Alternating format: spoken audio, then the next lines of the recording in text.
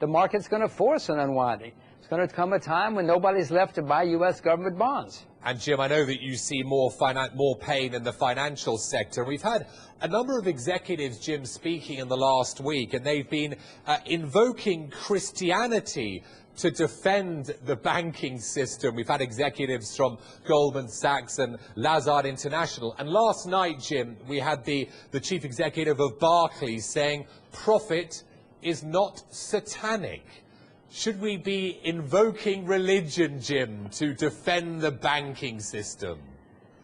Well, I think that's going a little bit far. If it's gotten that bad, then we have to rely on religion to save us. In the banking system, things are worse than we figured. Maybe we are going to have more financial crisis than even I expect. You know, even Muhammad, even the prophet said that making profits is good. I've never heard of any religion saying making profits is bad. Jim, I want to talk about the UK. You said back in January that the UK is finished. We're still in recession.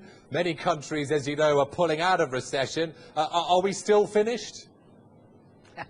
Well, what I said was, in context, and it was on Bloomberg, I said was that the City of London, as an income, as a source of balance of trade surplus, is probably not going to be very great in the future, and the North Sea is drying up.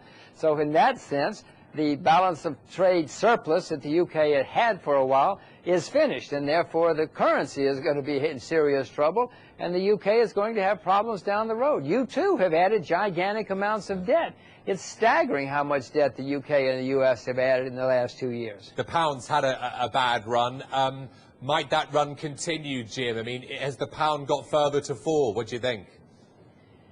I have no position in sterling, either long or short. I sold all of my sterling a year or two ago, and I have no position. I would expect it to go down over the foreseeable next year or two or three. I just don't see anything that can save the pound sterling coming up, unless you know something that's going to cause a huge surge in UK exports. Okay. I don't know what's going to prop up sterling. Jim, thank you very much for joining us today.